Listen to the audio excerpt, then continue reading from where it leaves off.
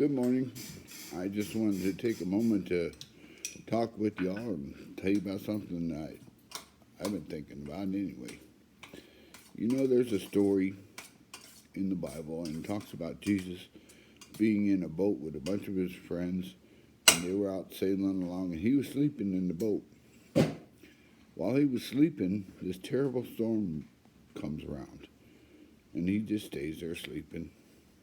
Everybody in the boat is scared to death. They think they're going to die. The next wave is going to capsize them. They're just worried.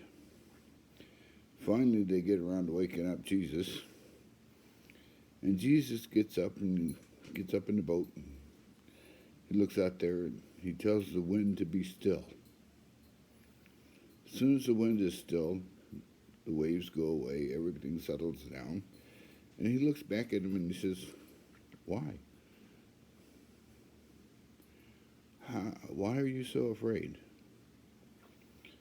Well, to all the doctors out there today, the reason I write these things and I talk about them is trying to make a point with you. Are you in a boat? Do you feel like it's ready to capsize? Do you think you're all going to die? Are you scared? Doctors out there, they deal with the waves. As each wave comes in, they try to prescribe something that'll kill that wave instead of going to the real source, which was the wind. You know, you stop and you think about things, these kind of things. And one of the main reasons that I do this, the main reason I do it, is to try to help people understand. Physician, heal thyself. The world, the waves that you are in, the boat that you are in is your life. The waves are created by the wind of you running around trying to figure out what next to do. But you don't have a starting point. The whole point of these messages are to give you a starting point. It's your boat. You have to understand what you're going to need in order to sail the calm seas. To calm the seas down, you have to understand what's the difference between good and evil. What is the difference? Learn that, the knowledge of good and evil. How can you deal with things if you don't understand where they come from and why they mean what they do? Understand the knowledge of good and evil. That's the first step. The second step is to understand value. And when you do understand what value is and true value, then you can understand the difference between sacrifice and mercy. Until you do that, your seas are going to stay choppy and dangerous. Once you do that, then you will be able to see, and everything will settle down. This isn't what I'm just pulled this out of the air. This is a fact. These are from the Bible. They are literal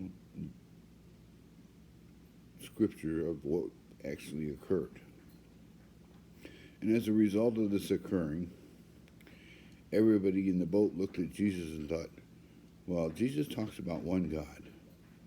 He must be God if he can do these things. That's not what Jesus did. That's not what he said. That's not why he excoriated them for being so afraid. There is one God, but we are all his children, and all of us are connected as long as we accept that connection and want that connection.